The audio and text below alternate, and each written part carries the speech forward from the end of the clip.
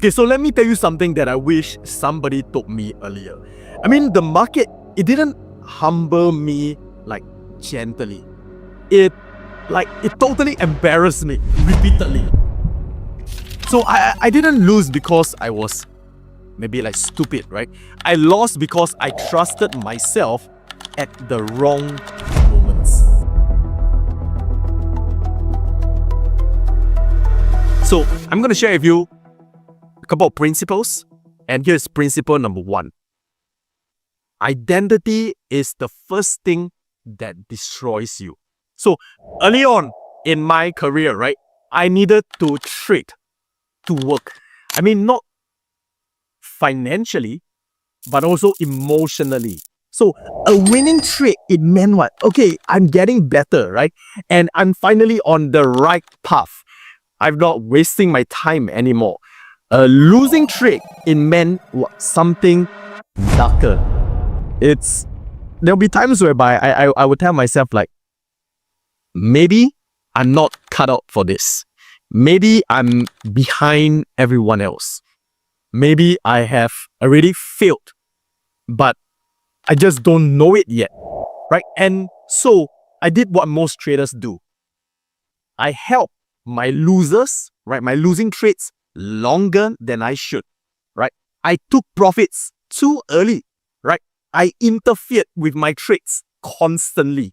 Not because I didn't know better, right? But because losing felt like an attack on who I thought I was becoming, right? And that's when I learned the most painful lesson in trading. The market will use your identity against you, right? The moment a trader, it represents you. All the objectivity, it dies. So professional traders, they don't have, oh, we got like thicker skin. No. We just what? We just remove ourselves from the equation altogether. A trade is not a validation of you. No. A loss is not a rejection. A win is not a proof that you're good. It's just data. Until you truly internalize that, your whole psychology will sabotage you quietly every time. All right, so principle number 2, urgency, right? Urgency is a signal that you're already wrong. So there is a phase where I was like always almost late, right? Like I'm always clicking fast. I'm always thinking, if I don't enter now, I'm gonna miss it. So I told myself, that was what? Hey, Ezekiel, that is decisiveness. No, it wasn't. It was the fear of being left behind with me not entering the trade. So urgency didn't come from opportunity. It comes from attachment to the trade setup that you saw, right? Attachment to the strategy, right? Attachment to the chart, right? The market does not move faster when you are emotional. It moves the same, right? And punishes you for rushing it. So every account that I damaged badly, it had one thing in common. I was trading with urgency, not clarity. So when I slowed down and I like truly slowed down, right? Something changes. I miss more trades. Yeah, I miss more trades. But the trades that I took, it stopped hurting me, right? So that's where I realized, okay, missing a trade costs nothing, right? Forcing one would cost everything. Yeah. All right, so this brings me to principle number 3. Discomfort is not a warning. It's the entry fee. So let me say this clearly. If you only take trades that feels good, you will never be able to scale. The trades that make me the most, like the most money and everything, were never comfortable. They were clean. They were clean setups. They were clean trades, right? But uncomfortable. Why? Because what? Uncertainty is where the edge it lives, right? So early on, I tried to trade away I tried to trade away all the discomfort, right? I needed confidence before executing a trade, right? That never works. Confidence is not something that you wait for. It is something that shows up after what? Repeating, after tons and tons and tons of repetition. So discomfort means what? When you're feeling discomfort, you means what? You are exposed, right? You are uncertain.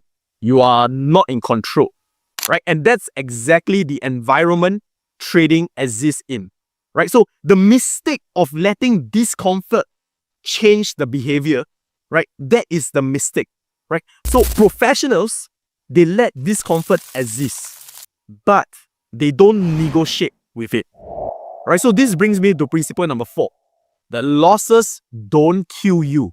Your next decision does, right? So the worst traits of my 25 years of trading, or my 25 years of, in a way, trading career, right, didn't come from bad analysis. They came what? They came right after losses, right? They came right after it. So after getting stop out, right, something inside it shifts. Your brain, it wants repair, right? It wants to repair what you did wrong over there. It wants resolution. It wants relief, right? So, and the market offers exactly the one button. Click, right? Enter again. So I have taken trades that I knew were wrong, but I still took them. Not because what? Not because I believe in those trades that I took. No, but because what? Doing nothing at all after a loss, it felt worse. And that's when I learned this rule, right? Never trust yourself immediately after a loss, right? Professionals, they assume what? They assume that their judgment is compromised. So what? So they build, right? They build what? They build very hard bricks into their process. So a pause is not weakness. A pause is survival, right? So one loss is what? Is like paying tuition fees, right? 2 emotional traits after that loss is how careers end. Get it? All right, so now, my next principle number 5. The almost good traits are how you bleed out. Bad traits, they are obvious. The great traits, the freaking awesome traits, they are obvious. The dangerous ones are the ones that you explain. So I've lost more money on this kind of almost valid traits than the reckless ones that I take, right? So these are the traits that kind of fit. It's like kind of part of a system, kind of a strategy, right? It's that kind of fit. They kind of need more time. They need justification to work out, right? Explanation is how all your discipline that you have built up, it dies. So elite traders, they don't trade often. They trade cleanly, right? If a setup doesn't remove doubt itself, it's noise, right? If the timing, it feels forced, it's noise. If you need to convince yourself, it's already wrong. So clarity is not a luxury, it's protection. All right, so I'm going to give you one last principle. All right, one last one. Principle 6. Consistency is a side effect, not a goal. Right, so I used to chase consistency. People are always asking me, hey Ezekiel, how do you get consistent, right? I used to chase consistently back in my early days, right? I want to have what? I want to have smooth weeks, right? I want to have predictable income, right? I want to have emotional stability. But none of that worked, right? Consistency, it arrived only what? After the behavior, it stops swinging, right? So same risk after wins, same risk after losses, same rules regardless of my mood of that day itself. So the question that changed everything wasn't what? Oh, did I make money today?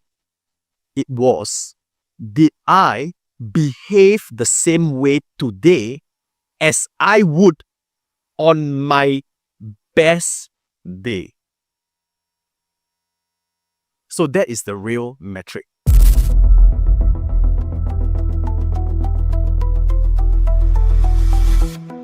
So here's the part that most traders, they never accept. The market is not your enemy. Your instability is. The market doesn't need you to be smarter. It needs you to be what? To be predictable to yourself. So when your reactions stop changing, your results stop changing. And that's when trading stops feeling like survival and starts feeling like a profession. That is the difference.